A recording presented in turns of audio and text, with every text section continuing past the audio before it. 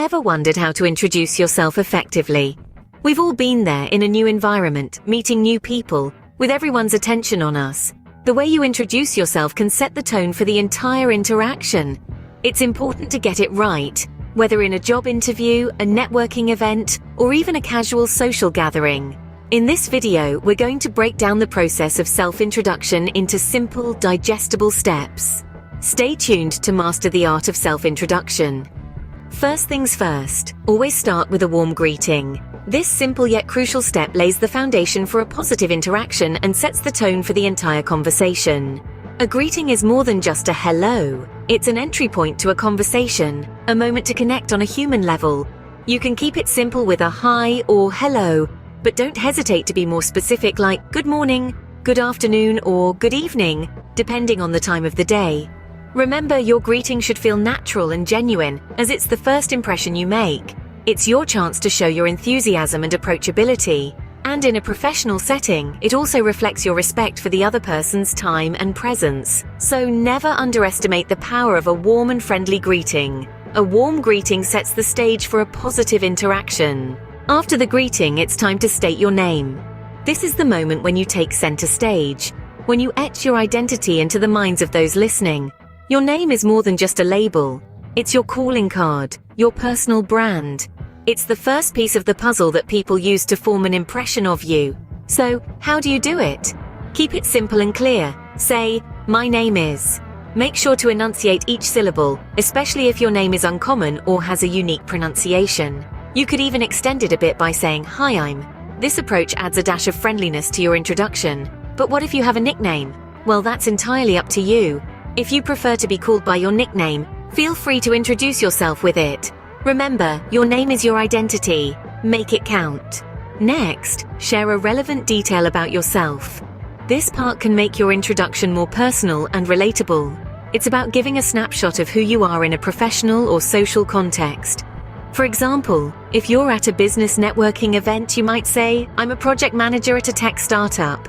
If it's an informal setting, you might share something like, I'm a history buff and love exploring different cultures. Providing a relevant detail helps create a connection with your audience.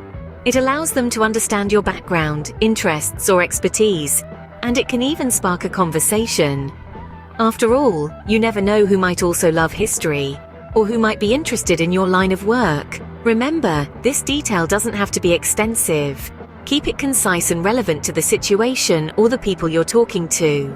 It's about giving a glimpse into your world, creating a common ground, and making your introduction more memorable. A relevant detail can go a long way in establishing rapport. Now it's time to express your enthusiasm. This is the part where you let your passion shine. Expressing enthusiasm creates a vibrant impression and helps engage your listeners. It's the spark that ignites connection. For instance, if you're at a conference, you might say, I'm really excited about the opportunity to learn from distinguished experts and network with other professionals. If you're in a more informal setting, you could say, I'm thrilled to be here with you all, sharing common interests. It's all about showing genuine interest and excitement. Remember, your enthusiasm is a reflection of your attitude and passion.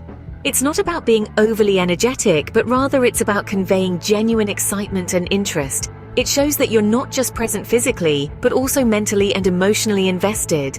Enthusiasm is infectious. Spread it around. Scene script. Consider adding a fun fact about yourself. Now, why would you want to do that? Well, think of it this way. We meet so many people on a daily basis, it's easy to forget names or professions. But a fun fact? That's something out of the ordinary. Something that can make you stand out in people's minds. It's memorable, it's unique, and it's a great conversation starter. Let's say you're at a networking event. Most people are probably going to introduce themselves with their name and their job, but if you come in and say, hi, my name is Alex, I'm a software developer, and I once ran a marathon while juggling, people are going to remember that. They're going to remember you. And isn't that the point of a self-introduction? To be remembered? Adding a fun fact doesn't just make you more memorable, though. It also gives people an insight into who you are beyond your role or profession. It humanizes you, makes you more relatable. It tells people that there's more to you than your job or your studies. It's a peek into your life, your personality, your interests. Of course, the key here is to keep it relevant and appropriate. If you're introducing yourself at a professional event, maybe don't bring up that time you ate 20 hot dogs in one sitting. Instead, opt for a fun fact related to your field or something that reflects positively on you. For instance, if you're a writer, you could say, "In my spare time, I write songs and have actually won a couple of local songwriting competitions." Remember, your fun fact doesn't have to be earth-shattering. It just has to be interesting and true to you. So whether you're an amateur astronomer, a salsa dancing enthusiast, a collector of vintage postcards, or a volunteer at a local animal shelter, don't be afraid to share that part of yourself with others. A fun fact can make you stand out from the crowd. It's a small detail that can make a big difference in how people perceive and remember you. So the next time you're introducing yourself, consider throwing in a fun fact. You might just be surprised at the connections it can help you forge. Finally, wrap up your introduction with a positive statement. This is your opportunity to leave a lasting impression, a chance to make your mark. A positive conclusion not only exudes warmth but also sets the stage for future interactions. It's like the cherry on top of your self-introduction sundae. Picture this. You've just delivered a crisp, engaging introduction. Now, how do you want to conclude it? With a lackluster ending? Of course not. You want to end on a high note, leaving your listeners intrigued and wanting more. So how about saying something like, "I'm looking forward to learning and growing with all of you," or "I can't wait to contribute to our shared goals." These statements express your eagerness and commitment, making others excited to engage with you. Remember, your conclusion is your final handshake, your parting smile. It's your chance to resonate in their minds. So end on a high note. Leave them wanting more. Remember, practice makes perfect. The art of self-introduction is no exception. Like any other skill, it becomes smoother and more natural with practice. The more you practice, the more comfortable you'll become at introducing yourself in a variety of situations. Now let's talk about why practicing your introduction is so crucial. Firstly, it helps you to articulate your thoughts better. You know who you are, but can you convey that effectively within a few sentences? Practicing allows you to refine your introduction, ensuring it's clear, concise, and engaging. Secondly, practice builds confidence. With each repetition, you're training your brain to be less anxious and more comfortable with self-introduction. This confidence will shine through when you're introducing yourself to new people, making a positive first impression.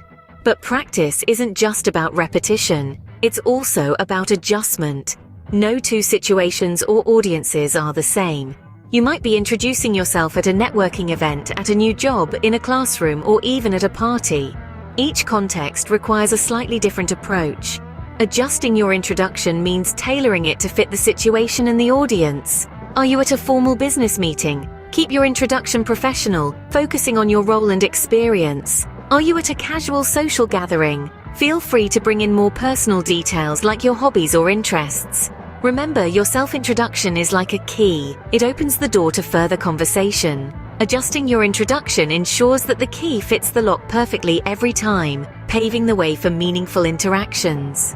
Moreover, feedback is a valuable part of this practice and adjustment process. Don't hesitate to ask for feedback from trusted friends, family, or mentors. They can provide valuable insights and help you refine your introduction further. In conclusion, the art of self-introduction is a blend of practice and adjustment. It's about knowing yourself, understanding your audience, and presenting yourself in the best possible light. So keep practicing, keep adjusting, and you'll master the art of self-introduction. To sum it up, an effective self-introduction involves a warm greeting, clearly stating your name, providing a relevant detail about yourself, expressing your enthusiasm, and optionally mentioning a fun fact. Don't forget to end with a positive tone. Remember, the key is to practice and adjust your introduction based on the context and audience. By following these steps, you'll create a memorable and engaging self-introduction. And that's how you introduce yourself effectively. Try it out.